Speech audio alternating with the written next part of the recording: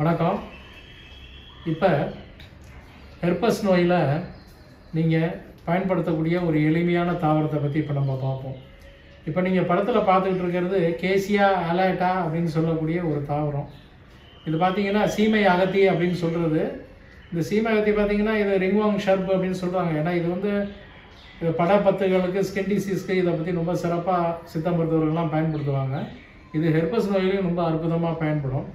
இது பார்த்தீங்கன்னா சீமை அகத்தி அப்படின்னு சொல்லக்கூடியது. இதோட இலையாகட்டும், பூவாகட்டும், இந்த பூ பார்த்தீங்கன்னா ரொம்ப லென்த்தியாக இருக்கும். இதுலேயே 2 வெரைட்டி இருக்குது. சுத்த மஞ்சள் உள்ளது ஒன்று இருக்குது, ஒரு கபில நிறமாக, அதாவது பார்த்தீங்கன்னா சிவப்பு கலந்தாப்புல ஒரு மஞ்சள் நிறம் உள்ள பூக்களும் உடைய தாவரமும் இருக்குது. இது ரெண்டுக்கும் ஏறத்தாழ ஒரே குணம்தான்.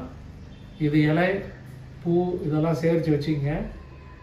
இது வந்து நீங்கள் நிழல் காய்ச்சலாக இதை நீங்கள் காய போட்டு வச்சுருங்க.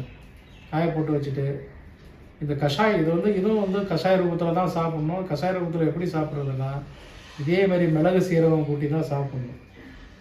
முதல் நாள் ராத்திரியே ஒரு கைப்பிடி அளவுக்கு இலை, கொஞ்சமாக ஒரு 2 ஸ்பூன் அளவுக்கு அந்த பூ, உலர்ந்த பூ, இதை வந்து பாத்திரத்தில் போட்டு ஒரு 5-6 டம்ளர் தண்ணி விட்டுருங்க. அதில் மிளகு சீரகத்தை நீங்கள் முழுசாக போட்டுருங்க. அதாவது நசுக்கணும்னு அவசியம் கிடையாது. நல்லா ஊறட்டும், ஒரு ராத்திரி ஃபுல்லாக ஊறட்டும். காலம்பரை அடுப்பில் ஏற்றி சின்ன ஸ்லிம்மில் காய்ச்சுங்க.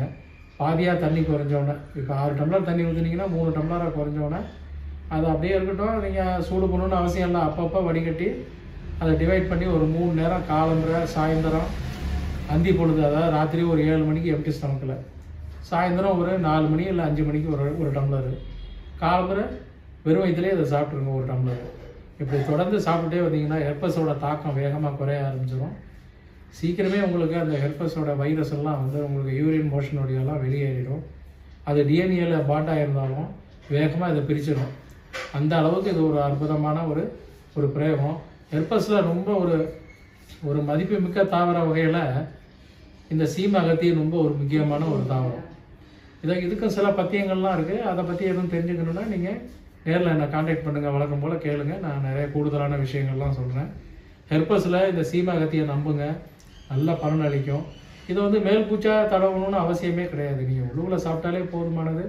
ஒரு கால் பென்னிஸில் ஏதாவது ரொம்ப எரப்ஷன் ஏதாவது இருந்ததுன்னா தனியாக இந்த இலையை மட்டும் கஷாயம் போட்டு அந்த கஷாய தண்ணியில் அந்த மர்மஸ்தான பகுதியை நீங்கள் கழுவிட்டு வந்தாலே போதும். வேகமாக அந்த எரப்ஷன்லாம் மாறிடும். அதே மாதிரி வாய்க்குள்ளே புண்ணு இருந்தாலும் வாயில் அடக்கி கொப்பளிச்சா கூட போதுமானது. அந்த புண்ணெல்லாம் ஆறிடும்.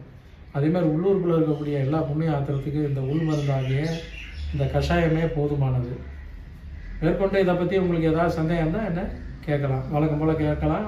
இதை பற்றி உங்களுக்கு முழுமையாக கூடுதலான விஷயங்கள் கூட சொல்லக்கூடும். நன்றி, வணக்கம்.